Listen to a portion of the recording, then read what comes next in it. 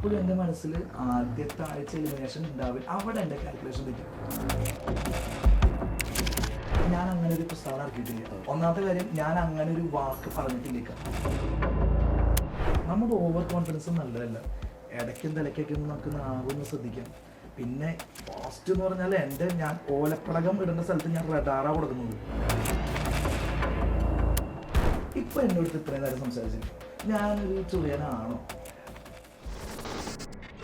അമ്മ എന്നും തിരുവമ്പാടി ചെന്ന് പ്രാർത്ഥിക്കുന്ന എൻ്റെ മോനെ പ്രാർത്ഥന ഓവറായ കാരണം തോന്നുന്നുണ്ട് ഞാനിപ്പോൾ ഇവിടെ ഇരിക്കുന്നത്. അല്ലെങ്കിൽ ഞാൻ മര്യാദയ്ക്ക് അവിടെ ഇരിക്കേണ്ടതാണ്. വരുന്ന എൻ്റെ വിശ്വാസം. അങ്ങോട്ടപ്പോൾ തന്നെ പറഞ്ഞു, പോരുമ്പോൾ പറഞ്ഞു, രണ്ടാമതും വിളിക്കാത്തോന്ന് പറഞ്ഞു. കഴിഞ്ഞ ദിവസത്തെ വിഷയത്തിൽ നിങ്ങൾ മൂക്ക് മുട്ടിച്ച് കളിച്ചു മുട്ടിച്ചിട്ട് അടിക്കടാന്നുള്ളത്. അപ്പൊ അടി പൊങ്ങിയില്ല. അങ്ങനെയാണ് ഈ 100 ദിവസം നിന്നേനെ. കിട്ടിയാ കിട്ടി, കണ്ടന് കിട്ടണമെങ്കിൽ കിട്ടട്ടെ. എന്റെ മനസ്സിൽ രതീഷ് കുമാർ ഇക്കക്ക് എന്റെ ഒരു അവസ്ഥ മനസ്സിലാക്കി. ഞാനൊരു ഉണ്ടായി കൊണ്ട് വന്ന ആളാ, കവിത തുമ്പിൽ കാത്തിരുന്ന പൈതലേ എന്ന് പറഞ്ഞിട്ട്.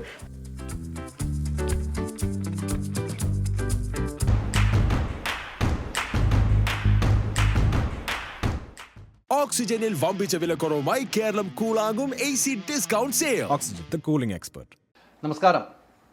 ലോകത്തുള്ള എല്ലാ മലയാളികൾക്കും ഏറ്റവും ഇഷ്ടപ്പെട്ട പ്രോഗ്രാമാണ് ഏഷ്യാനെറ്റിൻ്റെ ബിഗ് ബോസ് അല്ലേ?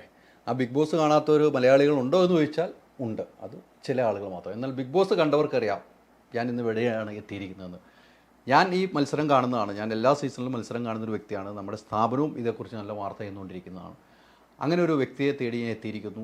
ആദ്യ 7 ദിവസം കഴിഞ്ഞപ്പോൾ തന്നെ പുറത്തുപോയി. വിഷമമുണ്ട്, സങ്കടമുണ്ട്, അതോടൊപ്പം സന്തോഷമുണ്ട്. കാരണം എന്ന് വെച്ചാൽ അദ്ദേഹം പുറത്തു വരുന്നതാണ് നന്ദി. ഇനി തിരിച്ച് കയറാൻ കഴിഞ്ഞെങ്കിൽ അദ്ദേഹം ഹീറോ ആയിരിക്കും. മറ്റാരുമല്ല, നമ്മുടെ പ്രിയപ്പെട്ട രതീഷ് കുടുംബവും. താങ്ക് യു ഹൈദർക്ക, താങ്ക് യു. കണ്ടതിന് ഭയങ്കര സന്തോഷം. ആദ്യം തന്നെ എനിക്ക് ഹൈദർക്കയെ കുറിച്ചൊരു കാര്യം പറയാനുണ്ട്. എനിക്ക് ഈ ബിഗ് ബോസിലെ ഈ കാര്യങ്ങളൊക്കെ നടന്നുകൊണ്ടിരിക്കുമ്പോൾ പ്രൊഡിക്ഷൻ ലിസ്റ്റ് വരും. ഈ പ്രൊഡിക്ഷൻ ലിസ്റ്റിൽ എൻ്റെ പേര്, ഞാനൊരു ഉണ്ടായിട്ട് വന്ന ഒരാളല്ലേ, അപ്പോൾ എൻ്റെ പേരൊന്നും ആരും പ്രൊഡിക്ഷൻ ചെയ്തിട്ടില്ല. ഒരു ദിവസം എൻ്റെ വൈഫ് അമ്മു കണ്ണേട്ടാ പെട്ടു. അപ്പോൾ ഞാൻ പറഞ്ഞു എന്താണ് പെട്ടത്? കണ്ണേട്ടാ ആരൊക്കെ പ്രൊഡിക്ഷൻ ലിസ്റ്റ്? അപ്പം ഞാൻ ഇത് നോക്കുന്നത് ആരാന്ന് നോക്കുമ്പോൾ ഹൈദർക്കയുടെ പേര് പ്രൊഡിക്ഷൻ ലിസ്റ്റിൽ ബിഗ് ബോസിൽ. അപ്പം ഞാൻ ദൈവമേ എന്നിട്ട് അവിടെ ഇരുന്ന് പേടിച്ചിട്ടിരുന്നു. അപ്പോൾ കണ്ണേട്ടാ പെട്ടുട്ടാ കഴിഞ്ഞു. കണ്ണേട്ട കപ്പിന്റെ കേസൊക്കെ വിട്ടോളൂ, ഇത് കഴിഞ്ഞു വന്നിട്ട് ഫസ്റ്റ് പേടിച്ച ആളാണ്. അത് കഴിഞ്ഞിട്ട് ഞാൻ അവിടെയും ഞാൻ ഹൈദർക്കന്ന് പ്രതീക്ഷിച്ചു കേട്ടോ. 19ാമത്തെ ആൾക്കാർ ഈ കേറുന്ന വരെ ഹൈദരൊക്കെ ഉണ്ടെങ്കിൽ എന്റെ കളി എങ്ങനെ ഞാൻ മാറ്റി പിടിക്കുന്ന ആലോചിച്ചിരിക്കുന്നു. Thank you. നമുക്ക് രണ്ടുപേരും ഒന്നിച്ചൊന്ന് പോയാലോ? ഒന്നിച്ചു പോയാൽ കലക്കും നമ്മളെ. ഗംഭീരാകും അല്ല, ഞാനറിയാം അത് നല്ലൊരു എക്സ്പീരിയൻസ് ആവുമായിരുന്നു. പക്ഷെ വേറെ കാര്യമുണ്ട്, 7 ദിവസം കഴിഞ്ഞിട്ട് 6ാം നമ്പരാണ് വേണ്ടി പോയ ആളാണ് ഞാൻ. 1ാം നമ്പരായിട്ട് ഇവിടെ ഇരിക്കുകയാണ്. മേടിച്ച ഡ്രസ്സൊക്കെ ഇവിടെ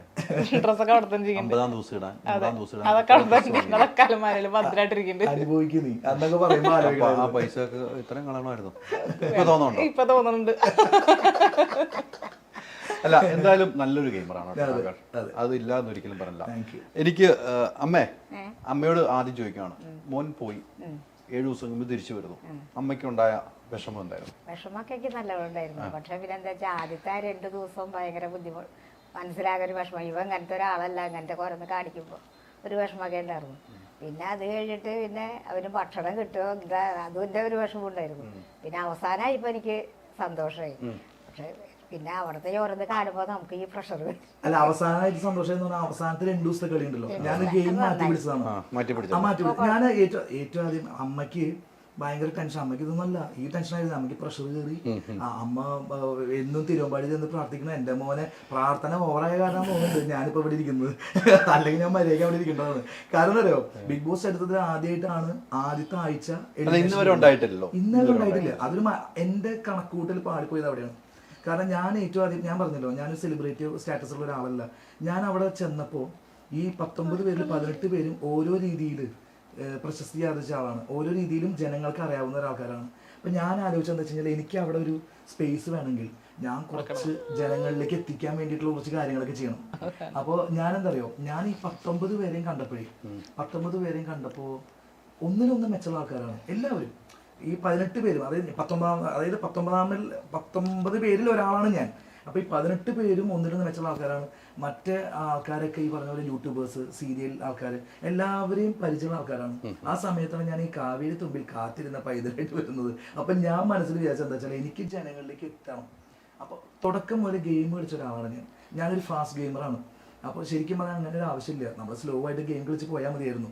പക്ഷെ മാറ്റിപ്പിടിക്കേണ്ട ഭാഗമായിട്ട് എനിക്കൊരു ചിന്ത, ഞാൻ അവിടെ പെർഫോം ചെയ്തില്ലെങ്കിൽ എന്നെ മാറ്റിപ്പിടിച്ചാലോ എന്ന് പേടിച്ചിട്ടാണ് ഞാൻ ഫസ്റ്റ് ഡേ തൊട്ടിട്ട് ഗെയിം കളിക്കാൻ തുടങ്ങിയത്.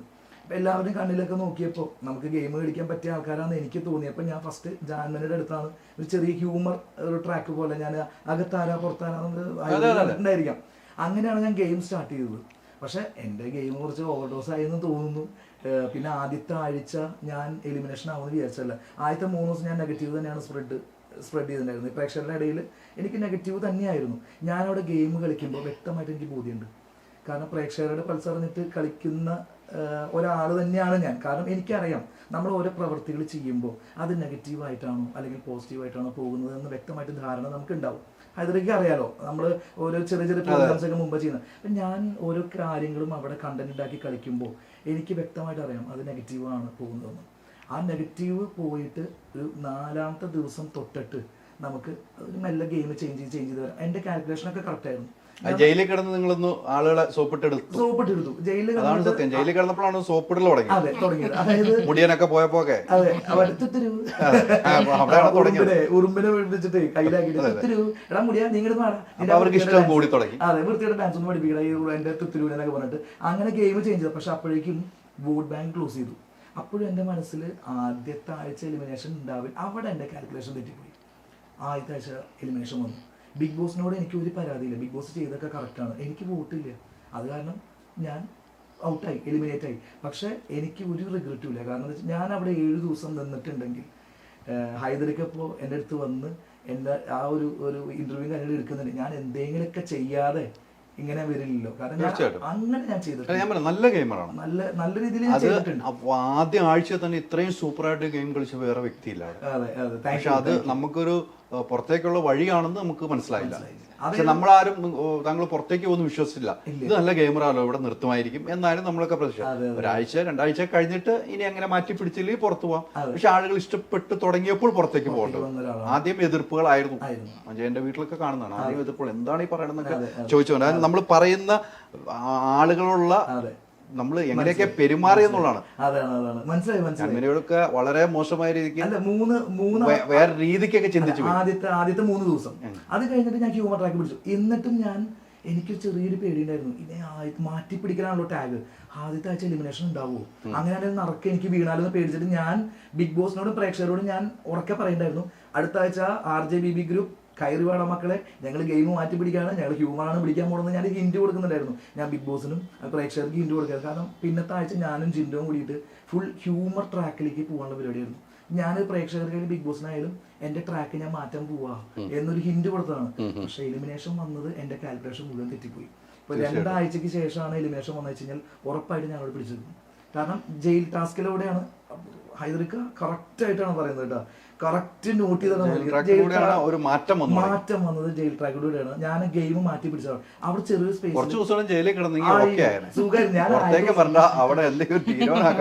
എന്റെ അമ്മ പറഞ്ഞ കേട്ടില്ലേ, എന്റെ കണ്ണ നിന്നെ ജയിലിൽ ഇട്ടപ്പോ ഞങ്ങൾക്ക് സമാധാനമായി. ഞാനും പറഞ്ഞ കറക്റ്റായിപ്പോ അല്ലേ, ജയിലിൽ കിടന്നപ്പോ സ്വഭാവത്തിന് മാറ്റം.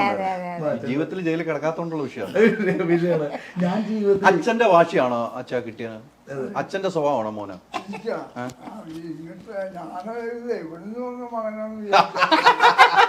ആ സ്വഭാവം കൂടി ഇങ്ങോട്ട് വരും. അത് പൊളിച്ചോ, അത് പൊളിച്ചു. ജീവിതത്തിൽ ഇങ്ങനെ കണ്ടിട്ടില്ല. ഇപ്പൊ പേടിയുണ്ടല്ലേ? ഇപ്പൊ പേടിയൊന്നുമില്ല. അല്ല ഇപ്പൊ ആ സ്വഭാവം തന്നെ ഇവിടെ എടുത്താലോ? അല്ല എടുക്കില്ലാന്നറിയാം. നമ്മളങ്ങനെ പെരുമാറിയിട്ടില്ല. എൻ്റെ അടുത്ത് ചെറുപ്പത്തിലെ തൊട്ട് നമ്മളില്ല. എന്നെ ഞാൻ വൈകുന്നേരം വരുന്നവരെ കാത്തിരിക്കും. കാരണം ഞാൻ ഡെയിലി വരുമ്പോ ഒരു പാക്കറ്റ് ഉണ്ടാകാൻ കഴിയും. ചെറിയ പൊതി ഉണ്ടാവും. കാലത്ത് പോയാൽ വൈകുന്നേരം വരുള്ളൂ. കപ്പലിന്റെ പൊതിയോ എന്തെങ്കിലും ഉണ്ടാവും. അതിനുവേണ്ടി കാത്തിരിക്കും. കാത്തിരിക്കല്ലേ. അച്ഛൻ വരുമ്പോ അങ്ങനെ കൊണ്ടുവരുമോ? പൊതി കൊണ്ടുവരുമോ? ഞാൻ ബേക്കറി മുഴുവൻ താങ്ങിട്ട് കൊണ്ടുവരും. അതെ, പണ്ട് എന്റെ അച്ഛൻ വരുമ്പോഴേ എനിക്കത് ഇപ്പൊ പറയുമ്പോഴാണ് ഞാൻ ഇതുവരെ ഇന്റർവ്യൂസിൽ ഞാൻ അത് പറഞ്ഞിട്ടില്ല. അത് ഹൈദർക്ക് ഞാൻ ഒരു കാര്യം പറഞ്ഞു, നമ്മൾ അച്ഛനിലൂടെ പിടിച്ച് ട്രാക്ക് പിടിച്ച് വരുമ്പോഴാണ് ഇതെനിക്ക് പറയാൻ പറ്റിയത്. Very thank you. കാരണം എന്താ അറിയോ, ഞങ്ങൾ 3 പേരും അച്ഛൻ അന്ന് വരുമ്പോൾ അച്ഛൻ്റെ പൊതിക്ക് വേണ്ടിയിട്ട് നമ്മൾ വെയിറ്റ് ചെയ്യും. അന്ന് 3 ലഡ്ഡു ആയിരിക്കും, അല്ലെങ്കിൽ കപ്പലിൻ്റെ പൊതി ആയിരിക്കും, അല്ലെങ്കിൽ മറ്റേ നമ്മള് മുറുക്ക് ഉണ്ടാവില്ലേ, 3 മുറുക്കായിരിക്കും അച്ഛൻ കൊണ്ട്. പക്ഷെ അതിന്റെ ഒരു ടേസ്റ്റ് വേറെയാണ് അല്ലേ. ഞാനത് കാത്തു നിന്നിട്ട് എൻ്റെ അച്ഛൻ അതെനിക്ക് തരുമ്പോൾ ഉള്ളൊരു അതിന്റെ ഒരു വാല്യൂ ഉണ്ടല്ലോ, അത് പറഞ്ഞറിയിക്കാൻ പറ്റാത്ത. എനിക്കവിടെ വന്നപ്പം എന്റെ മനസ്സിൽ ഒത്തിരി ഇഷ്ടവും എന്റെ മനസ്സിലൊരു വിങ്ങലും ഉണ്ടായത്, നിങ്ങൾ ഇരിക്കുമ്പോൾ അച്ഛനെയും അമ്മനെയും പിടിച്ചിരുത്തുമ്പോൾ ആ ഒരു സ്നേഹമാണ് എന്റെ മനസ്സിൽ കേട്ടോ. അപ്പുറത്തേക്കൊന്നുമില്ല. നമ്മൾ ഒത്തിരി ആൾക്കാരെ ഇന്റർവ്യൂ എടുക്കാൻ പോയിട്ടുണ്ട്, പക്ഷെ ഇതൊരു സ്നേഹമാണ്. ഇത് ദീർഘായുസ്സ് തരട്ടെ അച്ഛനും അമ്മയ്ക്കും. തീർച്ചയായിട്ടും. കാരണം എന്റെ എന്റെ അച്ഛനമ്മയുടെ ഭാഗ്യം എന്ന് പറഞ്ഞാലേ ഞങ്ങൾ 3 ആൺമക്കളാണ്. ഈ 3 പേരും വാദിച്ചിട്ടാണ് എന്റെ അച്ഛനമ്മയെ സ്നേഹിക്കുന്നത്. എല്ലാം മനസ്സ് നിറച്ച് മരുമകളെ അടുത്ത് വരുത്തിയിട്ടുണ്ട്. എന്ത് സന്തോഷമായിട്ടിരിക്കണ. ഇനിയിപ്പോ കമന്റ് വരും ഞാനായിട്ട് കുത്തിത്തിരിപ്പുണ്ടാകും, അത് പ്രതീക്ഷയല്ല ഞാൻ പറഞ്ഞു. ഞാൻ എനിക്ക് മനസ്സ് തൊട്ട് പറയാനുണ്ട്, ഭയങ്കര സന്തോഷമായി. 3 പേര് ഒരേ മോഡല് സ്വന്തം അമ്മയെ പോലെ 3 പേര് വരുന്നു. അതുകൊണ്ടുള്ള ഇപ്പോഴും അച്ഛനും അമ്മയ്ക്ക് ആരോഗ്യമായിട്ടിരിക്കണം. മകളെ പോലെ ഉള്ളതുകൊണ്ടാണ്. ആ പൊതിയുടെ കേസ്, പൊതി പറഞ്ഞില്ല, പൊതി കൊണ്ടിരുന്നില്ല, അത് അച്ഛൻ ഇപ്പോഴും അതെ, ഇപ്പോഴും ആ അച്ഛൻ തുടരുന്നുണ്ട്. ഇപ്പോഴും അച്ഛൻ പുറത്തുപോയി വരുമ്പോഴും ഇതേപോലെ പൊടി കൊണ്ടുവരും. അത് രസം എന്താ അറിയോ, ഇപ്പൊ ഇവർക്കിപ്പോ ഞാൻ ബൾക്കായിട്ട് സാധനങ്ങളൊക്കെ മേടിച്ചുകൊണ്ടിരിക്കും, പക്ഷെ അച്ഛൻ ഇവർക്ക് മേടിച്ചുകൊണ്ടിരാന്ന് പറഞ്ഞാൽ ചിലപ്പോ ഒരു മഞ്ച് അങ്ങനെയൊക്കെ, ഇവർക്ക് അതാണ് വാല്യൂ. അങ്ങനെ വരുമ്പോഴാണ് ടേസ്റ്റ് കൂടുതൽ. ഞാൻ ഈ കട നിറച്ച് മേടിച്ചു കൊണ്ടിരുമ്പോ അവർക്ക് അതിനൊരു ഇതില്ല. അച്ഛൻ കൊണ്ടിരുന്നുണ്ട്, പക്ഷെ എന്റെ അച്ഛനെ ആ ചെറിയ പ്ലാസ്റ്റിക് കുറയില് ഒരു മഞ്ച് കേട്ട് അവർക്ക് കൊടുക്കുമ്പോ അവർക്ക് ഭയങ്കര ഒരു സ്നേഹമാണ്. ശരിക്കും ഈ ഇന്റർവ്യൂ മാറ്റി പിടിക്കില്ല കേട്ടോ. അതല്ല, ഞാൻ കുറെ ഇന്റർവ്യൂ കൊടുക്കുമ്പോൾ എന്റെ കുടുംബത്തിലേക്ക് ഇറങ്ങി ചെന്ന് ഇങ്ങനെ ഒരു അവസ്ഥയിൽ ഞാൻ ആരും ആക്കിയിട്ടില്ല. കാരണം എനിക്ക് പഴയ കാര്യങ്ങളൊക്കെ എല്ലാരും കണ്ടില്ലേ, കുറച്ച് കാര്യങ്ങൾ നമുക്ക് ചോദിക്കേണ്ട കുടുംബമായിട്ടിരിക്കും, കുടുംബത്തിന്റെ കാര്യങ്ങൾ ചോദിച്ചോണം. തീർച്ചയായിട്ടും. അതും പ്രേക്ഷകർക്ക് അറിയാം. അതേപോലെ തന്നെ എന്റെ അമ്മ ഇപ്പോ അമ്മ ഒരുപാട് സാധനങ്ങളൊക്കെ പണ്ട് ഉണ്ടാക്കി വെക്കും, അതായത് പൊക്കോട അങ്ങനെ കുറെ സാധനങ്ങളൊക്കെ ഉണ്ടാക്കി വെക്കും. അപ്പൊ അന്ന് എന്റെ ചേട്ടന്മാര് 2 പേരും എന്താ വെച്ചാൽ ഇത്ര കുറെ സാധനങ്ങൾ കൂടെ ഉണ്ടാക്കി വെക്കുമ്പോഴും അമ്മ അന്ന് നമുക്ക് മച്ചാട്, എൻ്റെ അമ്മയുടെ വീട് മച്ചാടാണ്. മച്ചാടൊക്കെ അമ്മ പോകുമ്പോൾ അമ്മ കൃഷിയും കാര്യങ്ങളൊക്കെ ഉണ്ട്. അമ്മ മച്ചാട്ടേക്ക് പോകുമ്പോൾ ഇവരെന്താ ചെയ്യുക വെച്ച് കഴിഞ്ഞാൽ എന്നെ അപ്പുറത്തെ വീട്ടിലേക്ക് വിടും. അപ്പുറത്തെ വീട്ടിൽ വിട്ടിട്ട് ഇവര് അരുണ്ട് ഉണ്ടാക്കില്ല. എന്നെ ഇവിടെ ഉണ്ടെങ്കിൽ ഞാൻ ഇവിടെ അന്ന് ശർക്കരക്കൊക്കെ ഭയങ്കര വാല്യൂ ഉണ്ട്. അതെ, അപ്പൊ സാധനങ്ങളൊക്കെ നല്ലോണം ഉണ്ടാക്കി വെച്ചിട്ടുണ്ടാവും. പക്ഷെ അവർക്ക് അരുണ്ട് ഉണ്ടാക്കണം. അപ്പൊ ഞാൻ വന്നു കഴിഞ്ഞാൽ അമ്മയുടെ അടുത്ത് പറയും, നേരെ എന്നെ അപ്പുറത്തെ വീട്ടിലേക്ക് വിട്ടിട്ട് ഇവര് അരുണ്ട് ഉണ്ടാക്കും. ഒരു ദിവസം അമ്മ ബസ് ഇല്ലാന്ന് പറഞ്ഞിട്ട് തിരിച്ചു വന്നപ്പോ ഇവര് അരുണ്ട് ഉണ്ടാക്കിയിട്ട് അലക്കി കൂടി ഇരിക്കുക. അന്ന് എന്റെ അമ്മ ചൂലിക്കട്ട് എടുത്തിട്ട് അടിക്കുമ്പോ അമ്മ പറഞ്ഞത്, എടാ അപ്പുറത്ത് ഒരെണ്ണല്ലേ അനിയനല്ലേ ഒരെണ്ണം കൊടുത്തോളൂ.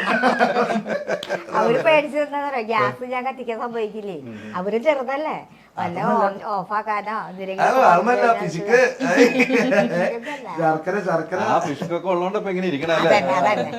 പിന്നെ 3 ആള് ഭയങ്കര കൂട്ടാ, ഭാര്യമാരും അതെ അവരുടെ. അങ്ങനെയാണ് വേണ്ട. അങ്ങനെ പെൺകുട്ടികളും അതെ ആൺകുട്ടികളും അതെ. അങ്ങനെ ആകാൻ എല്ലാവരും ആഗ്രഹിക്കുന്നു, എല്ലാ പേരൻസും ആഗ്രഹിക്കും അങ്ങനെ ആകട്ടെ. അങ്ങനെ എന്തെങ്കിലും ഇല്ലാത്ത പേരൻസിനും ഇത് മാതൃകയാകട്ടെ, ഇതെനിക്ക് പറയാൻ പറ്റുള്ളൂ. പോയിട്ട് ചേട്ടന്മാരെ കുട്ടികളും ഉണ്ടല്ലോ, കുട്ടികളും നമ്മുടെ അടുത്ത് അച്ചാച്ചൊന്നും മേലും പോവില്ല. ഈ ചെറിയ കുട്ടീനെ അതിനും സ്നേഹമാണ്. ചന്ദനം തൊട്ടാൽ ചന്ദന കൂടിയൊക്കെ തൊട്ടാൽ അപ്പൊ അവളൊന്ന് വായിച്ചു കളയും ചെറിയവള്. അല്ല, എനിക്ക് ബിഗ് ബോസിൽ പോകുമ്പോൾ എനിക്ക് ആ ഒരു ടെൻഷൻ എന്ന് പറഞ്ഞാൽ അച്ഛൻ്റെ കാര്യത്തില്. അച്ഛനൊരു 8 മാസം മുന്നേ അച്ഛനിപ്പോ 2ാം ജന്മമാണ്. അച്ഛന് ചെറിയൊരു, ഞാൻ ഒരു ഇന്റർവ്യൂലും പറഞ്ഞിട്ടില്ല കേട്ടോ, ഞാൻ എൻ്റെ ലൈഫ് സ്റ്റോറിയിലും പറഞ്ഞില്ല. അപ്പോഴും സെന്റിമെന്റ്സ് വന്നിട്ട് ഈ പൊതിയുടെ കേസൊക്കെ വന്നിട്ട് സെന്റിമെന്റ്സ് വന്നിട്ട് ഞാൻ ആകെ ഇതായിപ്പോയി. അപ്പോൾ എനിക്ക് അച്ഛൻ്റെ കാര്യത്തിൽ വളരെ ടെൻഷൻ ഉണ്ടായിരുന്നുള്ളൂ. കാരണം എന്താ വെച്ച് കഴിഞ്ഞാൽ അച്ഛന് ഒരു ചെറിയൊരു ഹാർട്ടിൻ്റെ ഒരു ചെറിയൊരു പ്രശ്നം വന്നിട്ട് 2ാം ജന്മമാണ്. അപ്പോൾ അന്ന് നമ്മളെല്ലാവരും ഭയങ്കര ടെൻസ്ഡായി. പക്ഷെ അച്ഛനത് ലൈഫിലേക്ക് വീണ്ടും വന്നു. അപ്പോൾ ബിഗ് ബോസിൽ പോകുമ്പോൾ അച്ഛൻ ഇങ്ങനെ ആരോഗ്യം ശ്രദ്ധിക്കണം. കാരണം ഞങ്ങളൊന്ന് മാറിക്കഴിഞ്ഞാൽ രണ്ടുപേരും ഭയങ്കര വഴക്കാണ്. അച്ഛനും അമ്മയും പറഞ്ഞ പോലെ ചെറിയ ചെറിയ കാര്യത്തിൽ നിങ്ങളൊന്നും ഉണ്ടായിരിക്കും. അപ്പൊ ഈ രണ്ടുപേരും വിട്ട് ഭയങ്കര നല്ല രസം അത് കാണാൻ വേണ്ടി. പക്ഷെ രണ്ടുപേർക്കും പിരിഞ്ഞിരിക്കാനും പറ്റില്ല. ഭയങ്കര സ്നേഹം. അമ്മ എങ്ങാനും അപ്പുറത്തെ വീട്ടിലേക്ക് അച്ഛനും അമ്മയും അങ്ങനെയായിരുന്നു. മരിച്ചു കേട്ടോ. എന്റെ വീട്ടിലും അവര് ഒറ്റയ്ക്ക് വരെ താമസിക്കായിരുന്നു. അവര് ഇരുന്ന് വഴക്ക് അങ്ങോട്ടും പറഞ്ഞാൽ നമുക്ക് രസമായിരിക്കും. അവരങ്ങനെയാണ്, പഴയ ആളുകൾ അങ്ങനെ തന്നെയാണല്ലോ. അച്ഛനെന്താ ഡോക്ടറിനോട് പുറത്തേക്ക് പോകരുതെന്ന് പറഞ്ഞു. 6 മാസമായി കിടന്നിട്ട്. അപ്പൊ ഞാൻ ഇങ്ങനെ പുറത്തേക്ക് പോയി അപ്പൊ പിള്ളേരെ വിളിച്ചു പറയും. അതെ. അപ്പൊ എന്റെ പേര് ഞാൻ ഇതുവരെ ഒന്ന് പോയുള്ളൂ. ഞാൻ വെറുതെ ഒരാളെ കാണാൻ വേണ്ടി ഈ മൂല വരെ പോയുള്ളൂ. അതിന് മൂത്തവനെ വിളിച്ചു പറഞ്ഞിട്ട് അവൻ വന്നിട്ട് എന്റെ മേല് വരിക. അതെന്താ വല്ല വെയിലും കൊണ്ട് വല്ല വയ്യാണ്ട് വന്നു കഴിഞ്ഞാൽ നമ്മളറിയില്ലോ. അറിയില്ല. ഡോക്ടർ പറഞ്ഞിട്ട് പുറത്തേക്ക് അങ്ങനെ തന്നെ ചെയ്തോട്ടോ. ഡോക്ടറിന്റെ സ്റ്റെയർ കേസ് വരെ കയറാൻ പാടില്ല എന്ന് പറഞ്ഞേക്കുന്നത്. പിന്നെ എന്തിനാ എല്ലാം ഇവിടെ കൊണ്ടുതരും. കോർപ്പറേഷന്റെ ഒരാളോട് ഒരു കാര്യം പറയാനുണ്ട്. ഈ മൂലക്കേ പോയുള്ളൂ, ഇത്ര ദൂരം ഉള്ളൂ. അച്ഛനെന്താ അറിയോ, അച്ഛന് വെറുതെ ഇരിക്കാൻ പറ്റില്ല. എന്റെ ടെൻഷൻ എന്താ വെച്ച് കഴിഞ്ഞാൽ, ഞാനുണ്ടെങ്കിൽ അച്ഛൻ എവിടെയെങ്കിലും പോകണമെങ്കിൽ ഞാൻ കാറിൽ കൊണ്ടുവരിക അങ്ങനെയൊക്കെ ഉണ്ടാവും. ഞാൻ ബിഗ് ബോസിലല്ലേ. അപ്പോൾ എനിക്ക് ഞാൻ ചേട്ടന്മാരോട് പറയുന്നത് അറിയ അച്ഛനെ നോക്കിക്കോളൂട്ടോ. കാരണം അറിയോ, അച്ഛൻ എനിക്ക് നോക്കിക്കോളൂ എന്ന് പറഞ്ഞ കാര്യമില്ല. അവര് പൊന്നുപോലെ നോക്കുന്നത്. ഞാനും എല്ലാവരും 3 പേരും ബാധിച്ചു. എന്നാലും നമുക്കൊരു അച്ഛൻ്റെ കാര്യത്തിൽ ടെൻഷൻ ഉണ്ടായിരുന്നു. പക്ഷെ അച്ഛൻ നല്ല ഹാപ്പി ആയിട്ടിരുന്നു, ബിഗ് ബോസ് കണ്ടു. അച്ഛനിപ്പോൾ അമ്മയ്ക്ക് വിഷമവും കാര്യങ്ങളും, അച്ഛന് വിഷമം ഉണ്ടായിരിക്കാം. പക്ഷെ അച്ഛനത് പുറത്തേക്കൊന്നും കാട്ടിയതായിട്ട് ഞാൻ കേട്ടില്ല. ഔട്ടായപ്പോ വിഷമം ഉണ്ടായോ? ഔട്ടായൊന്നും അങ്ങനെ സാധാരണ നടക്കുന്നതല്ലേ. അപ്പൊ രണ്ടാമത് പിന്നെ അവിടെ തന്നെ പറഞ്ഞല്ലോ രണ്ടാമത് വിളിക്കാമെന്ന്. ലാലേട്ട ഇതൊന്ന് കേക്കണം കേട്ടോ. അച്ഛൻ പറഞ്ഞോ, ലാലേട്ടൻ പറഞ്ഞാലോട്ടോ അച്ഛൻ പിടിച്ചോണ്ടിരിക്കുന്നത്. പറഞ്ഞു. അപ്പൊ ലാലേട്ട കേട്ടില്ലേ? അത് തന്നെയാ മനസ്സിൽ അച്ഛന്റെ. അതായത് അച്ഛൻ വലിയൊരു ഗെയിമറാണ്. എന്റെ റീ എൻട്രി വരുന്ന എന്റെ വിശ്വാസം. അങ്ങോട്ട് അപ്പൊ തന്നെ പറഞ്ഞു, പോരുമ്പോൾ പറഞ്ഞു രണ്ടാമതും വിളിക്കാത്തോന്ന് പറഞ്ഞു. രണ്ടാമത് വിളിക്കാത്തോന്നല്ല, രണ്ടാമത് വിളിച്ചാൽ വരുമോ എന്ന് ചോദിച്ചു. ഞാൻ വരാമെന്ന് പറഞ്ഞു. ഒന്നുമില്ലാതെ ചോദിക്കില്ലല്ലോ. ലാലേട്ട ഈ അച്ഛന്റെ മനസ്സ് കാണാ പോലെ ബിഗ് ബോസ് അച്ഛന്റെ മനസ്സ് കാണാറ പോലെ. അങ്ങനെ ഒരു കാര്യമില്ലാതെ ആ വാക്ക് അങ്ങോട്ട് ഉപയോഗിക്കില്ല. ഒരു പണിയാ ഈ ബിഗ് ബോസിൽ ക്യാമറയ്ക്ക് മുമ്പിൽ പറഞ്ഞല്ലേ, അച്ഛൻ ദൈവം നോക്കിയാൽ ലാലേട്ടൻ നോക്കിയെന്ന് പറഞ്ഞു. ലാലേട്ടൻ മുകളിൽ ഇരിക്കണമെന്ന് പറഞ്ഞേക്ക്. തലയ്ക്ക് മുകളിൽ ലാലേട്ടന്റെ പടം വെച്ചേക്കണം. എന്റെ തലയ്ക്ക് മുകളിൽ ലാലേട്ടൻ ഇരിക്കുന്നത്. ലാലേട്ടൻ ഒന്ന് കാണട്ടെ ഈ പറയുന്നത്. നമ്മള് ബിഗ് ബോസ് ക്യാമറയിലല്ല പറയണത്, തലയ്ക്ക് മുകളിൽ ലാലേട്ടൻ തന്നെ പറഞ്ഞിട്ടുണ്ട്. ഇത് എന്തായാലും ലാലേട്ടൻ ഇത് കാണണം, ഏഷ്യാനെറ്റ് ഇത് കാണണം. അച്ഛൻ പറയുന്നത് സത്യം. ഞങ്ങളൊക്കെ അങ്ങനെ പ്രതീക്ഷിക്കുന്നുണ്ട്. അതുകൊണ്ടാണ് അച്ഛനും പറഞ്ഞത്. അച്ഛന്റെ പ്രതീക്ഷ ഇപ്പോഴും അത് തന്നെയാണ്. അവിടുത്തെ ഒച്ചയും ബഹളവും ഇതൊക്കെ കാണുന്നില്ല. ഈ ആരും കാണാത്ത മാതിരി ആരും പ്രതീക്ഷിക്കാത്ത മാതിരി ഇങ്ങനെ പറഞ്ഞപ്പോ അപ്പൊ ഞാൻ എന്റെ മനസ്സിലാക്കി ലോകം മുഴുവനും അറിയുന്ന ആളുകളാണ്. ഇതിനെ പറ്റി അവരെന്ന് വിചാരിക്കുന്നു. ഇതുപോലത്തെ ഒരു വാക്ക് അവന്റെ വായൊന്നും കണ്ടിട്ട് ഇത് എത്ര കാലമായിട്ട് കണ്ടിട്ട് കുറച്ചൊക്കെ അച്ഛൻ പഠിപ്പിച്ചാന്നാ പറഞ്ഞ അവിടെ. എന്റെ ട്രെയിനിങ് അല്ല, ട്രെയിനിങ് മുഴുവനും ആവുള്ളാണ്.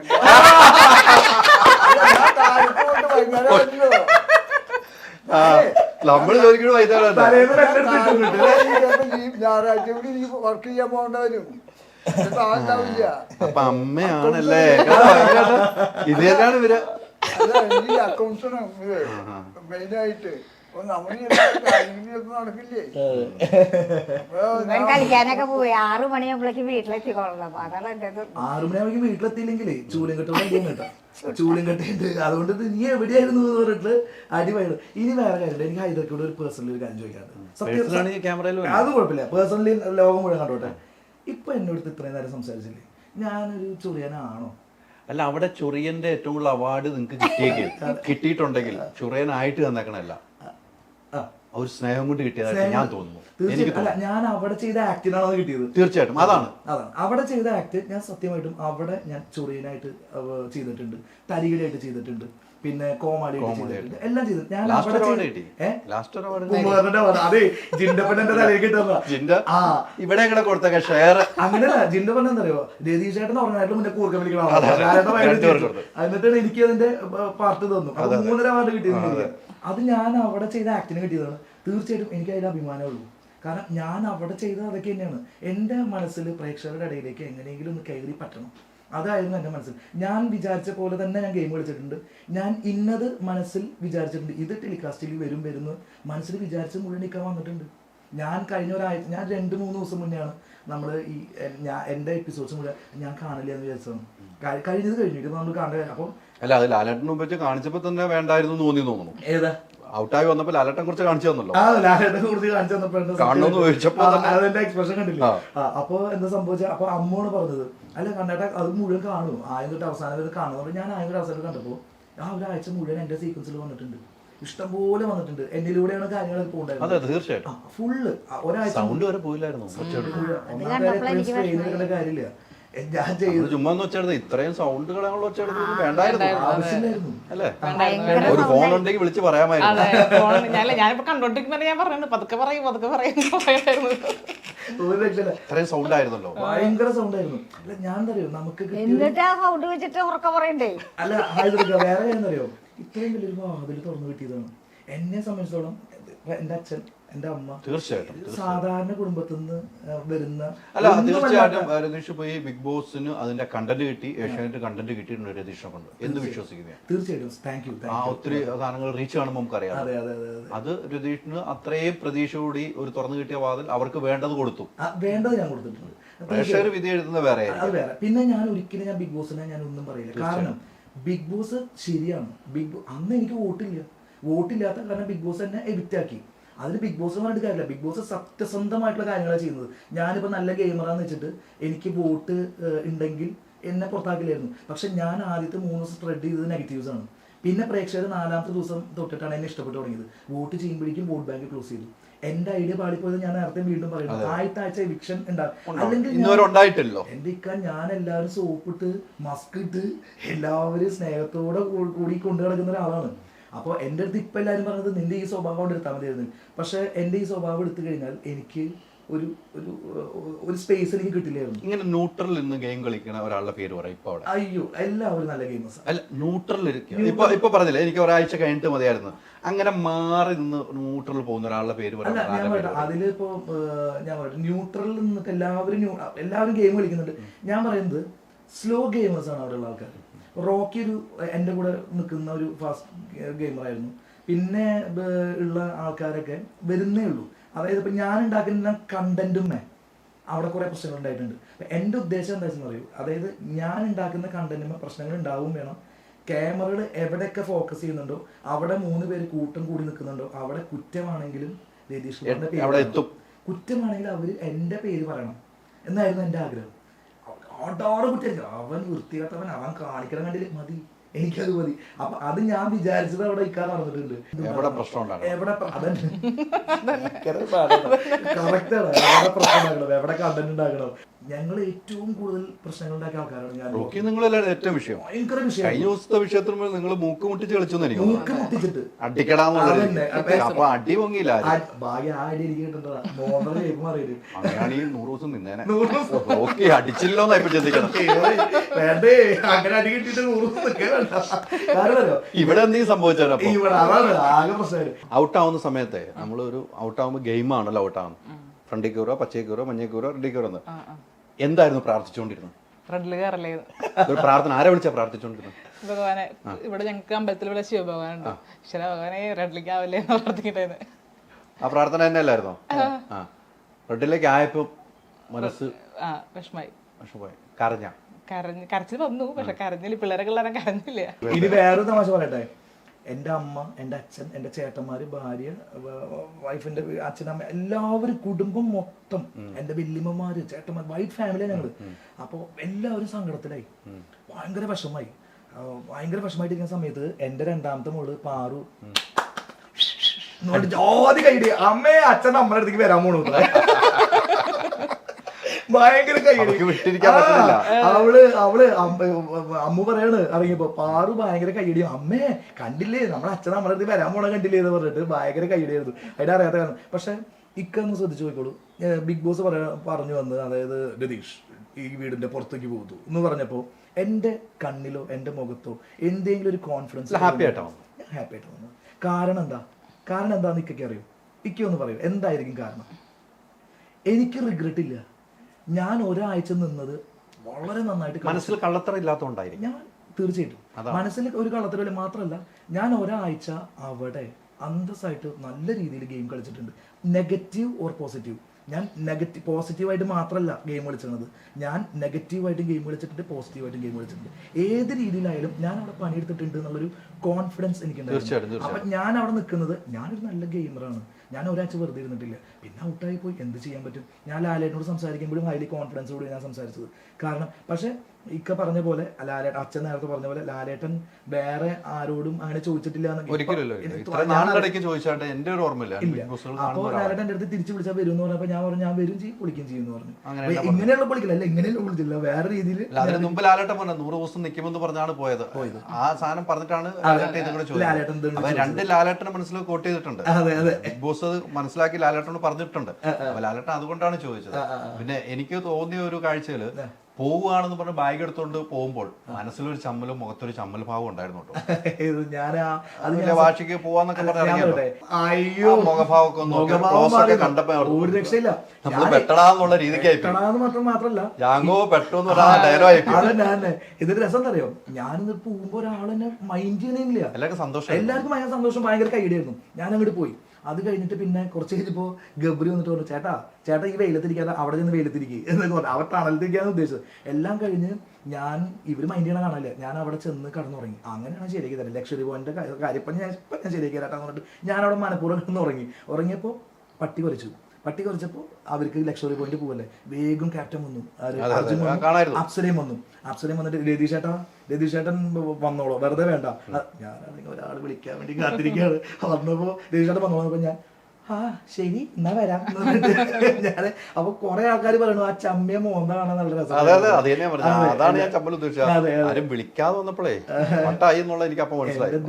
ഇനി അതിനും വലിയ കാര്യം വേറെ എന്താ അറിയോ, നമുക്കിപ്പോ ബിഗ് ബോസ് ഹൗസിന്റെ ഉള്ളിൽ പോകണമെങ്കിൽ എളുപ്പത്തിൽ നമുക്ക് പോരാൻ പറ്റില്ല.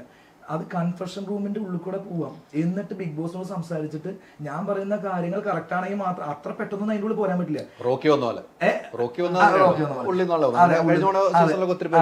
അപ്പോ എന്റെ ഉറപ്പാണ്, ഞാൻ തട്ടി ഇങ്ങനെ ഷോ കാണിച്ചാൽ ബിഗ് ബോസ് തുറക്കില്ല എന്ന് എന്റെ ഉറപ്പാണ്. അവിടെ ഞാൻ ബിഗ് ബോസിനോട് മെല്ലെ പറയാമെന്ന് വിചാരിക്കാം, ബിഗ് ബോസ് തുറക്കല്ലേട്ടാ ഞാൻ ഗെയിം കളിക്കണതായിട്ട് പറഞ്ഞിട്ട് ഞാൻ തട്ടി കഴിഞ്ഞാൽ ചിലപ്പോൾ ബിഗ് ബോസ് അങ്ങോട്ട് കണ്ട് തുറന്ന പണി പാളി, ഞാൻ അങ്ങോട്ട് പോകേണ്ടി വരും. ബിഗ് ബോസ് തുറന്നു കഴിഞ്ഞാൽ പിന്നെ കഴിഞ്ഞു, ഞാൻ അങ്ങോട്ട് പോരുന്നത്. ബിഗ് ബോസ് തുറക്കില്ല എന്ന് എനിക്ക് ഉറപ്പുള്ള കാരണമാണ് അങ്ങനെ ഒരു ഗെയിം ഞാൻ കളിച്ചത്. പിന്നെ എനിക്ക് വ്യക്തമായിട്ടുള്ളൊരു ബോധ്യം ഉണ്ടായിരുന്നു, ഇന്നത്തെ പ്രമോല് മുഴുവൻ ഞാൻ വരും. തീർച്ചയായിട്ടും ഇന്നത്തെ ഗെയിം ഫുള്ള് ആൾക്കാരെ പ്രേക്ഷകരെ നമ്മൾ കണ്ണടച്ചതെല്ലാം കാണുന്നുണ്ട്. ഞാൻ കണ്ടന്റിന് വേണ്ടിയിട്ട് ചെയ്തതാണ്. പക്ഷെ അവിടെ എനിക്ക് പാടിപ്പോ നേരത്തെ പറഞ്ഞ പോലെ തന്നെ ആദ്യത്തെ വീക്ക് എലിമിനേഷൻ ഉണ്ടാവില്ല എന്നുള്ളത് എൻ്റെ ഒരു ഓവർ കോൺഫിഡൻസ്. അത് നല്ലതല്ല, ഓവർ കോൺഫിഡൻസ് നല്ലതല്ല. ഞാൻ ഇതിൽ നിന്ന് ഈ ഒരാഴ്ചത്തെ ബിഗ് ബോസ് ജീവിതത്തിൽ നിന്ന് ഞാൻ മനസ്സിലാക്കുന്നത് നമ്മുടെ ഓവർ കോൺഫിഡൻസ് നല്ലതല്ല. ഇടയ്ക്കും തലയ്ക്കൊക്കെ ഒന്ന് നമുക്ക് നാവൊന്ന് ശ്രദ്ധിക്കാം. പിന്നെ ഫാസ്റ്റ് എന്ന് പറഞ്ഞാൽ ഞാൻ ഓലപ്പടകം ഇടേണ്ട സ്ഥലത്ത് ഞാൻ റഡാറാ കൊടുക്കുന്നത്, അത് അവർക്ക് താങ്ങാൻ പറ്റുന്നുണ്ടായിരുന്നില്ല. അങ്ങനെയൊക്കെയുള്ള കുറേയൊക്കെ. പക്ഷെ എനിക്ക് ഒരു സന്തോഷം കിട്ടിയത് എന്താണെന്ന് അറിയിക്കുക, നമ്മൾ വന്നതിന് ശേഷം വോട്ട് ചെയ്യാൻ പറ്റാത്ത പ്രേക്ഷകർ വോക്കലിൽ പറയുന്നു എന്നെ തിരിച്ചെടുക്കണം. ഞാൻ എന്തെങ്കിലും ഒന്ന് ചെയ്യാതെ എന്നെ അങ്ങനെ തിരിച്ചെടുക്കുമെന്ന് പറയില്ലല്ലോ. അത് എനിക്ക് തരുന്ന ഒരു പ്രചോദനമാണ്, എനിക്ക് തരുന്ന ഒരു സന്തോഷം. അതിൽ ഞാനിപ്പോ ഹാപ്പി ആയിട്ട് ഇരിക്കുകയാണ്. അങ്ങനെ ഉണ്ടാവുമെന്ന് നമ്മൾ പ്രതീക്ഷയോടുകൂടി ഇരിക്കാം. ഓടിപ്പോവും, ഞാൻ അറ്റൻഡൻസ് കൊടുക്കും. ഞാൻ എത്തിയിട്ട് രാന്ന് വിളിച്ചാൽ മതി, എന്ന് വിളിച്ചിട്ട് ഞാൻ അവിടെ എത്തിയിരിക്കും. ഫോൺ വിളിച്ച് പറയാനുള്ള സമയം കാണില്ല, ഫോൺ വിളിച്ച് പറഞ്ഞാൽ കേട്ടോ പറയില്ലോ. എനിക്ക് പോകണമെന്ന് ആഗ്രഹമുണ്ട്, എനിക്ക് കളിച്ച് മതിയായിട്ടില്ല. ബിഗ് ബോസ് വിളിച്ചാൽ ഞാൻ പോകും, തീർച്ചയായിട്ടും പോകും. എനിക്ക് കളിച്ച് മതിയായിട്ടില്ല. എന്റെ കയ്യിൽ ഇഷ്ടം പോലെ ഗെയിമുണ്ട്. ചില ചാനലുകാർ പറയുന്നുണ്ട് കയ്യിലുള്ളതെല്ലാം രതീഷ് ആദ്യത്തെ ആഴ്ചയിൽ ഇട്ടു എന്ന് പറയുന്നുണ്ട്. കയ്യിലുള്ളതൊന്നും ഞാൻ ആദ്യത്തെ ആഴ്ചയിൽ ഇട്ടിട്ടില്ല. എന്റെ ആവനാഴിയിലെ 1% ഞാൻ ഇട്ടിട്ടുള്ളൂ. രതീഷിന് തിരിച്ചു വീട്ടിൽ വൈറ്റ് കാർഡിൽ ആരെങ്കിലും പോകണ്ടി ആ ഗെയിം എല്ലാം പഠിപ്പിക്കുന്നതിന് ഒരു എമൗണ്ട് കൊടുത്താൽ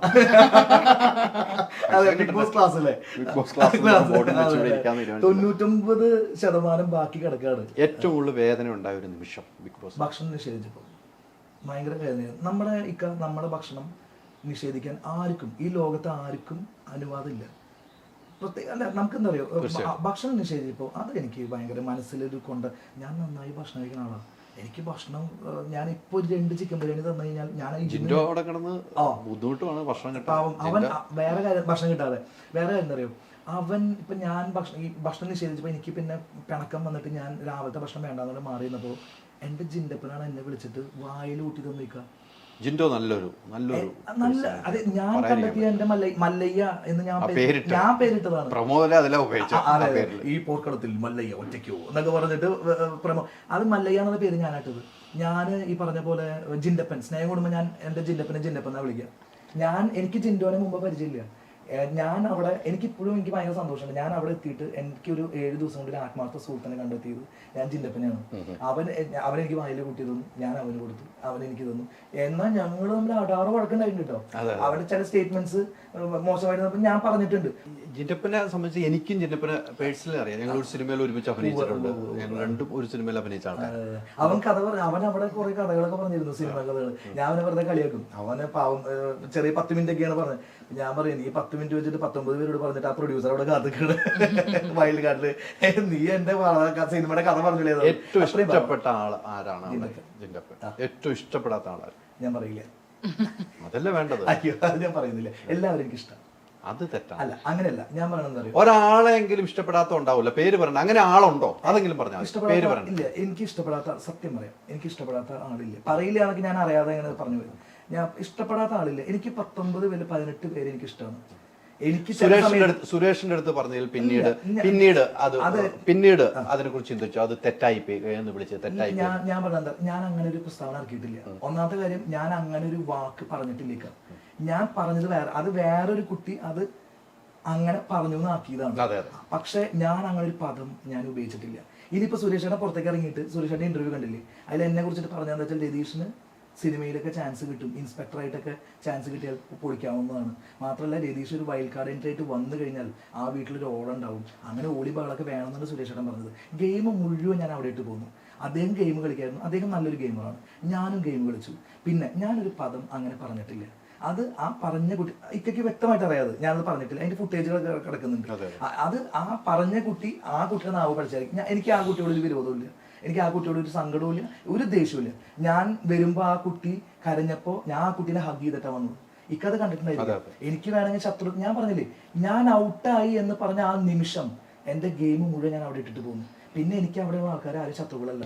അവിടെ ഉള്ളവരെല്ലാവരും എന്റെ സുഹൃത്തുക്കളാണ്, എന്റെ കൂടപ്പുറപ്പുകളാണ്. അല്ല, നമ്മളായിട്ട് തീർത്തപ്പോൾ രതീഷിന് പറയാൻ വേണ്ടത് ഇങ്ങനെ അവിടെ ആ കുട്ടി പറഞ്ഞു, രതീഷ് ലാലേട്ടൻ വന്നപ്പോ ഞാൻ അങ്ങനെ പറഞ്ഞിട്ടില്ല, എനിക്കത് കാണണമെന്ന് പറഞ്ഞെങ്കിൽ അവിടെ കാണിച്ചു തന്നെ. അപ്പം അവിടെ രതീഷിനുണ്ടാകുന്ന ഗുണമായിരുന്നു, ഞാൻ അങ്ങനെ പറഞ്ഞിട്ടില്ല, നമുക്ക് സ്ഥാപിക്കാൻ പറ്റും. ഞാൻ പറയട്ടെ, ഒരു സാധനം ഏച്ചു കെട്ടി പറയാൻ ഞാൻ തയ്യാറല്ല. ആ ഒരു കേസ് ലാലേട്ടൻ എടുത്തിട്ടാൽ മാത്രമേ ഞാൻ എന്റെ നിരപരാധിത്വം ബോധ്യപ്പെടുന്ന നമ്മുടെ ഡൗട്ടുകൾ നമുക്ക് എനിക്കൊരു ഡൗട്ടും ഇല്ല. കാരണം ഞാൻ അങ്ങനെ പറഞ്ഞിട്ടില്ല എന്നുള്ളതിന് പ്രേക്ഷകരിലേക്ക് എത്തിയിട്ടുണ്ട് എന്നുള്ള കാര്യം എനിക്ക് അറിയാമായിരുന്നു. ഞാൻ പുറത്തേക്ക് വന്നപ്പോൾ എല്ലാ പ്രേക്ഷകരും എഴുതിക്കുന്നത് രതീഷ് അങ്ങനെ ഒരു പ്രസ്താവന ഇറക്കിയിട്ടില്ല എന്നാണ്. അപ്പോൾ ഞാനത് ചിന്തിച്ചത് കറക്റ്റാണ്. ഞാൻ വന്നപ്പോൾ ഓരോ പ്രേക്ഷകനും അതിൻ്റെ അടിയിൽ എഴുതിയിട്ട് രതീഷ് അങ്ങനെ ഒരു പ്രസ്താവന ഇറക്കിയിട്ടില്ല. എൻ്റെ അമ്മ പറയുന്നത് എന്താ പറയുക, വന്നു കഴിഞ്ഞാൽ ജാൻമണീനെ എനിക്ക് കാണണം കേട്ടോ.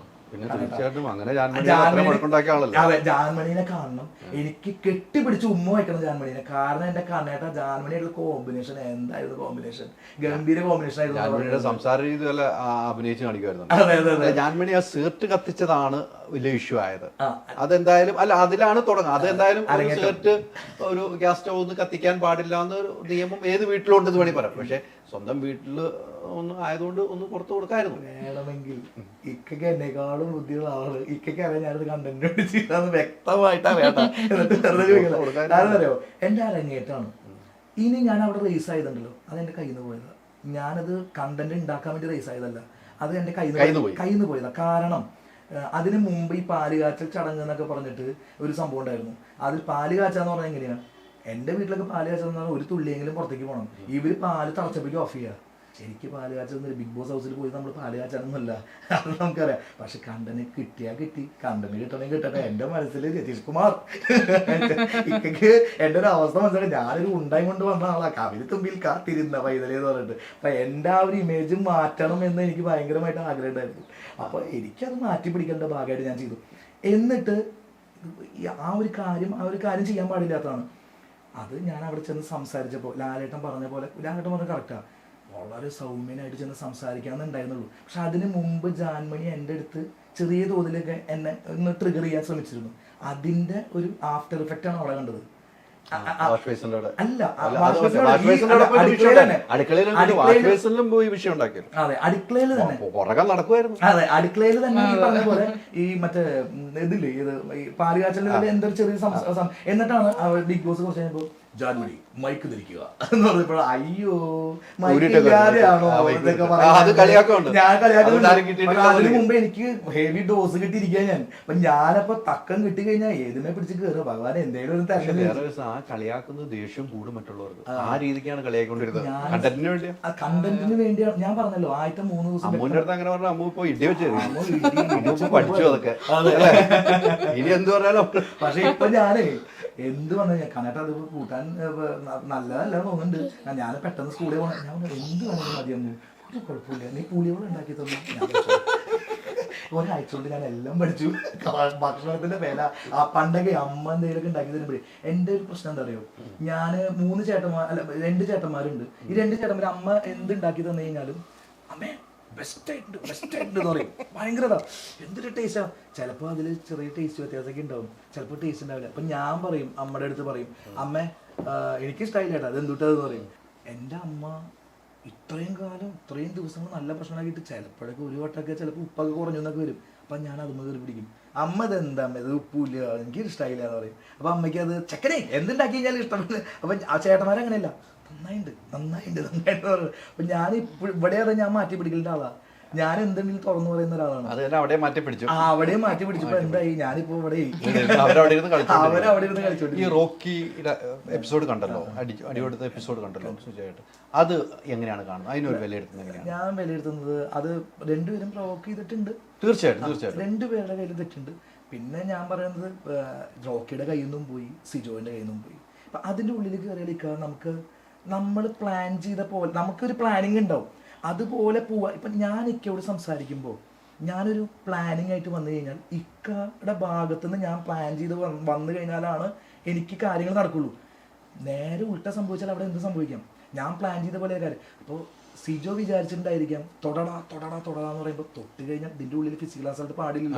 റോക്കി അത്ര വലിയ പൊട്ടനൊന്നുമല്ല, റോക്കി കളിക്കാൻ അറിയാവുന്ന ഒരാളാണ്. റോക്കി എന്നെ അംഗീകരിക്കാറുണ്ട്, ഞാൻ റോക്കിനെ അംഗീകരിക്കാറുണ്ട്. അവിടെ ആ കൂടിയിട്ട് അംഗീകരിച്ച് കയ്യിൽ നിന്ന് പോയി. റോക്കി എൻ്റെ അടുത്ത് പറയാറുണ്ട് നീ ഒരു നല്ലൊരു ഗെയിമർ അളിയാ, പക്ഷെ നിന്റെ ഒരു പ്രശ്നം എന്താ വെച്ചാൽ ഞാനുള്ള സീസണിൽ നീ വന്നു, അതാണ് പ്രശ്നത്തിൽ. റോക്കിന്റെ സ്ഥിരം ഡയലോഗാ. അപ്പൊ ഞാൻ തിരിച്ചു പറയും എടാ എൻ്റെ പ്രശ്നമല്ല, അതാ എൻ്റെ ഒരു ഭാഗ്യമാണ്, കാരണം നീയുള്ള സീസണിൽ ഞാൻ വന്നു, നിന്റെ മുമ്പിൽ വെച്ച് എനിക്ക് കപ്പ് പിടിക്കാനോ അതൊക്കെ പറഞ്ഞിട്ട് അങ്ങനെ ഗീവ് ആൻഡ് ടേക്ക്. ഇല്ലില്ല വിളിച്ചിട്ടില്ല, വിളിക്കണം. അപ്പൊ റോക്കിയുടെ കയ്യിൽ നിന്ന് പോയതാണ്. അതിപ്പോ അവനിടിക്കാം. അതിന്റെ ഏറ്റവും വലിയ തെളിവാണ് അവനെ ബിഗ് ബോസിന് മുമ്പിൽ വെച്ചിട്ട് അവൻ കരയുന്നത് മുഖത്തടിച്ച് ഈ നമ്മള് പണ്ടൊക്കെ പറയില്ല പാവം പോകാൻ വേണ്ടി അടിക്കുന്നു അങ്ങനെ പറയുന്ന അവന്റെ കയ്യിൽ നിന്ന് പോയതാണ്. ബേസിക്കലി അവൻ ഒരു നല്ല മനുഷ്യനാണ്. ഞാൻ സിജോനെയും കുറ്റം പറയില്ല, റോക്കിനെയും കുറ്റം പറയില്ല. അത് അവര് രണ്ടുപേരും കുറ്റം പറഞ്ഞിട്ട് കാര്യമില്ല. സിജോ എന്തോ ഓപ്പൺ ആയിട്ട് പറഞ്ഞില്ല എനിക്കൊരു പരാതിയില്ല റോക്കിനെ പുറത്ത് വിടലെന്ന് പറയുന്നുണ്ട്. ഞാൻ ഒരു ഉത്തരം പറയാം, എല്ലാവരും നല്ല ഗെയിമേഴ്സാണ്. ഗെയിമിന് വേണ്ടിയുള്ള സ്ത്രീകളൊക്കെ ആണെങ്കിൽ നമ്മൾ മുമ്പിലായിട്ട് നിൽക്കുന്നുണ്ട് ഗെയിം കളിക്കാൻ. അതും ഞാൻ കാണുന്നുണ്ട്. ഈ കുറെ ട്രോഫി കിട്ടിയ ദിവസമാണ് ഔട്ട് പോകുന്നത്. ആ ട്രോഫികൾ കിട്ടുമ്പോൾ സന്തോഷിച്ചു. ഏതായാലും ട്രോഫി കിട്ടില്ല പോലാന്നല്ല പ്രതീക്ഷ. ലാലേട്ടൻ നല്ല സന്തോഷത്തിൽ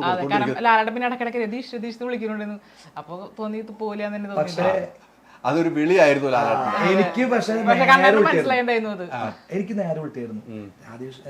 ലാലേട്ടൻ എന്നെ ഇങ്ങനെ രതീഷ് എന്ന് വിളിക്കുമ്പോ എനിക്ക് കുറച്ച് പേടി കൂടി. ഇന്നത്തെ വരെ ഞാൻ തന്നെയാണല്ലോ.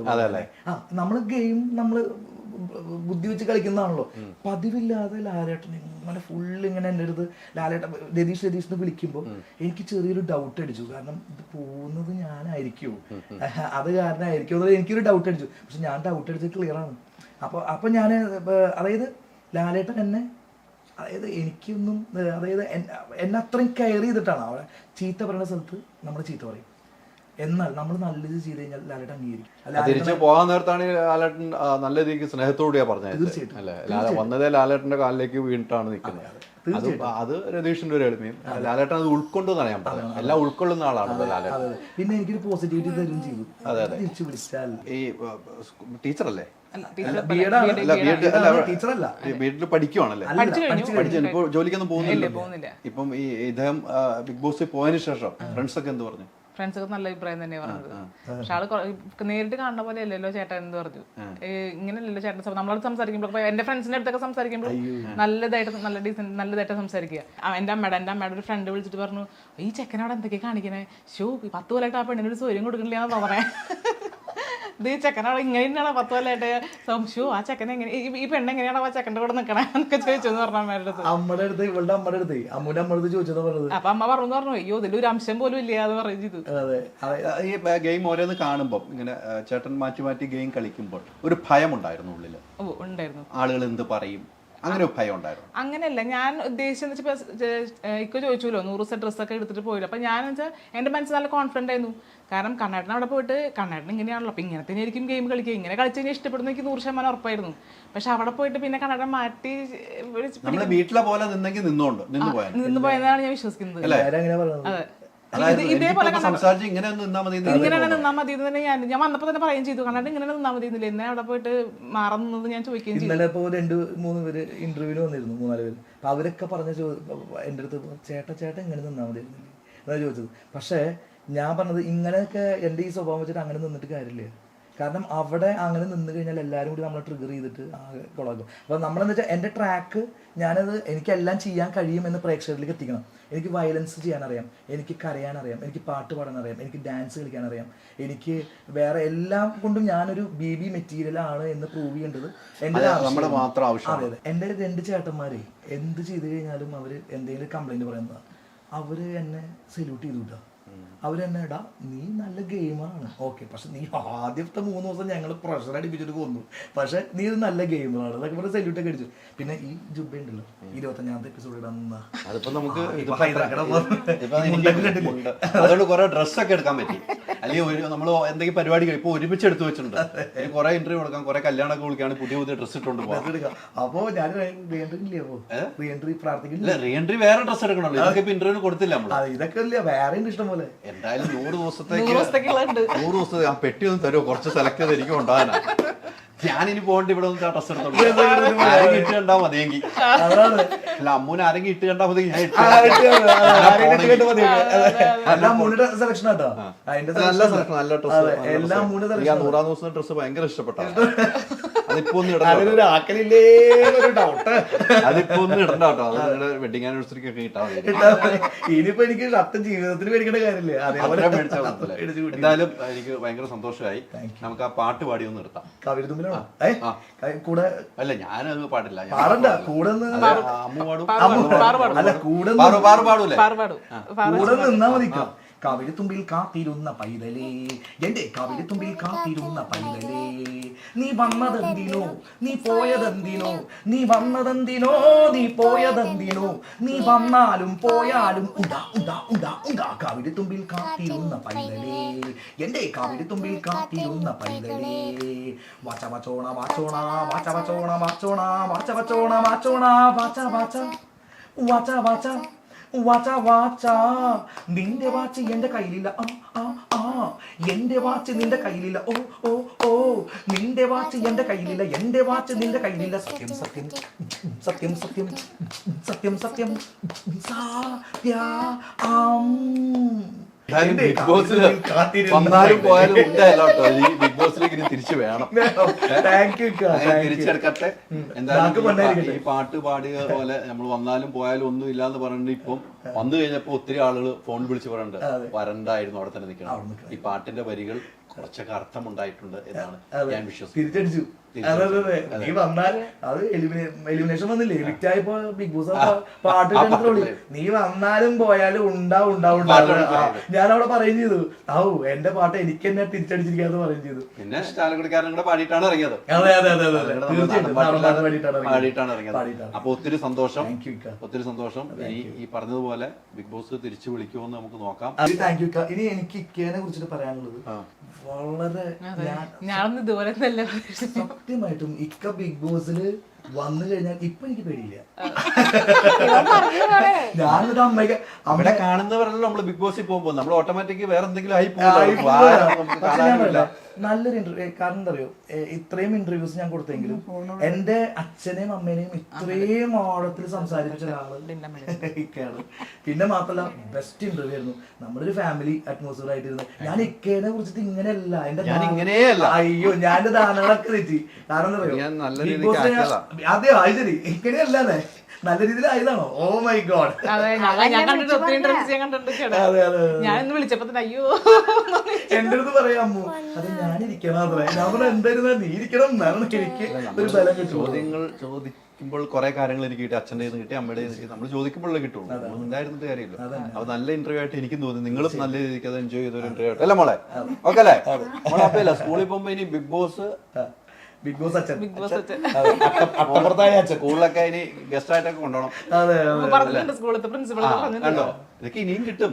പക്ഷെ 7 ദിവസമാണെങ്കിലും 150 ദിവസം നിന്നതിന്റെ ഫലം ഉണ്ടായിട്ട് ഇറങ്ങിയാണ്. Thank you. അതുകൊണ്ട് തന്നെയാണ് നിങ്ങളെ തേടി എല്ലാവരും കൂടെ എത്തുന്നത് അല്ലേ? Thank you. അതെ തീർച്ചയായും തേടി എത്തി. ഏഷ്യാനെറ്റ് എന്ന അനുമതി തന്നെ നിങ്ങളൊന്ന് ഇന്റർവ്യൂ എടുക്കണം. അത് കുറച്ച് ചാനൽ മാത്രം സെലക്ട് ചെയ്യുന്നു, അവർക്ക് കൊടുത്താൽ മതി എന്ന്. അപ്പൊ അത് നിങ്ങളൊരു കണ്ടന്റ് ഉള്ളത് കൊണ്ട് മാത്രമാണ് ചെയ്യുന്നത്. ആ കണ്ടന്റ് നിലനിൽക്കണം. ഇനി ഭാവിയിലും കുറെ സിനിമകൾ അഭിനയിക്കട്ടെ, അതിലുള്ള കഴിവുകൾ ഉണ്ടാകട്ടെ, ഒരു നല്ലൊരു സിനിമാക്കാരനായി കാണാനുള്ള ഭാഗ്യം ഉണ്ടാകട്ടെ. എന്നാൽ കഴിയുന്ന റെക്കമെൻഡേഷൻ ഞാൻ ചെയ്യുന്നതായിരിക്കും. Thank you. Thank U. അവൻ ഇന്ന് പറഞ്ഞല്ലോ, ആരാ പറഞ്ഞറിയാൻ പറ്റി. ഇക്കാള് പറഞ്ഞത് ഞാൻ പറഞ്ഞു. സന്തോഷം അല്ല, നിങ്ങളെല്ലാവരും ഇഷ്ടപ്പെട്ടുണ്ടാവും. അയ്യോ അവര് ഭയങ്കര, ഞങ്ങൾക്കൊക്കെ വേണ്ട, ഭയങ്കര ഭയങ്കര സന്തോഷം. സന്തോഷം. ഒത്തിരി സന്തോഷം. അച്ഛാ, കാലഘട്ടം വിളിക്കണേന്ന് പറഞ്ഞ അവസാനം ഒന്ന് പറഞ്ഞേ എങ്ങനെ? ഞാൻ ദിവസം പ്രാർത്ഥിക്കുന്നുണ്ട്. ഞാൻ രണ്ടാമത് വിളിക്കട്ടെ ഉള്ള പ്രാർത്ഥന. വിളിക്കുമ്പോ കുറച്ച് ക്ലാസ് കൊടുത്ത് വിടണം കേട്ടോ, ക്ലാസ് കൊടുത്ത് വിടണം. അല്ല, ഇനി അവൻ അതുപോലെ പെരുമാറില്ല. ഇതേപോലെ എന്ത് ഉറപ്പാണ് ഇനി വേറെ ഗെയിമുമായിട്ടാ വന്ന. എനിക്ക് ഉത്തരവാദിത്തം അല്ലാട്ടെ, വേറെ അച്ഛന്റെ ഉത്തരവാദിത്തം. ലോകം ഒരിക്കലും കാണുന്ന ഇതാണ്. അത് അങ്ങനെ വന്നപ്പോ തന്നെ ആ പെട്ടെന്ന് ഇത് എവിടെ നിന്ന് കിട്ടിയെന്ന് ഞാനിങ്ങനെ ചിന്തിക്കുക. ഇവിടെ അമ്മയുടെ കിട്ടിയതാണ് ട്രെയിനിങ്. അമ്മയുടെ കിട്ടില്ല. അതെ, അപ്പൊ അമ്മുന്റെ എന്റെ മനസ്സിൽ അവരൊക്കെ ക്ലീനാണ്. ഇത് എവിടെന്നോ പഠിച്ചിട്ട് കേറി ഇവിടുന്ന് പഠിച്ച അവിടെ ചെന്നപ്പോ അവന് ദൈവം കാണിച്ചു കൊടുത്തൊരു വഴിയായിരിക്കും അത്. അല്ല, എന്നെ പരിചയമുള്ള ആൾക്കാർ മുഴുവൻ അത് എന്റെ എന്റെ ഇപ്പുറത്തുള്ളവരൊക്കെ കണ്ണൻ ഇങ്ങനെയല്ല, എന്തൊക്കെ ചോദിച്ചാൽ കണ്ണൻ ഇങ്ങനെയല്ലല്ലോ. കാരണം ഞാൻ അങ്ങനെയുള്ള ആളെ അല്ല. എന്തായാലും കണ്ണൻ ഇങ്ങനെയല്ല, ആ കണ്ണൻ വീണ്ടും എൻട്രി കിട്ടിയാൽ കണ്ണനായിട്ട് വരുന്നതായിരിക്കും. ഒത്തിരി സന്തോഷം. Thank you. Thank U.